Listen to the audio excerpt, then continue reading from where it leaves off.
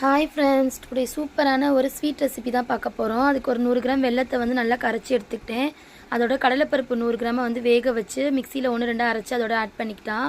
இப்போ கொஞ்சோண்டு ஏலக்காய் பவுட்ரு சேர்த்துருக்கேன். தேங்காய் வந்து ஒரு அரை மூடி தேங்காய் திருகி அதோட சேர்த்து நல்லா கெட்டியாகிற வரைக்கும் கிண்டி தனியாக எடுத்து வச்சுக்கலாம். அது ஆறுனதுக்கப்புறம் சின்ன சின்ன உருண்டைகளாக பிடிச்சி எடுத்து வச்சுருக்கேன். இப்போ இந்த ரெசிபிக்கு ஒரு பணியார சட்டி நான் காய வச்சுருக்கேன் பாருங்கள். குழி பணியார சட்டியில் இட்லி மாவு வந்து நான் யூஸ் பண்ணுறேன். இந்த சுய ரெசிபிக்கு வந்து இட்லி மாவு புளிக்காமல் இருந்துச்சுன்னா ரொம்ப நல்லா வரும். இந்த உருண்டைகளை வந்து இட்லி மாவில் எடுத்து அப்படியே நான் கரண்டியில் மோந்து நான் வந்து பாருங்கள் ஊற்றிட்டேன். சூப்பராக நம்ம வேக வச்சு திருப்பி எடுத்தோன்னா ஈஸியாக நம்மளுக்கு சுய ரெசிபி ரெடி ஆயிடுச்சு. எண்ணெய் நம்மளுக்கு நிறைய தேவைப்படலை. இதுக்கு குழி பணியார சட்டியில் ஊற்றினால டேஸ்ட்டு மாறவே இல்லை ஃப்ரெண்ட்ஸ். ரொம்பவே நல்லா வந்திருக்கு. எண்ணெய் கம்மியாகவும் செலவாயிருச்சு, டேஸ்ட்டும் நம்மளுக்கு நல்லாயிருக்கு. இட்லி மாவுலேயே நான் செஞ்சுட்டேன் ஃப்ரெண்ட்ஸ்.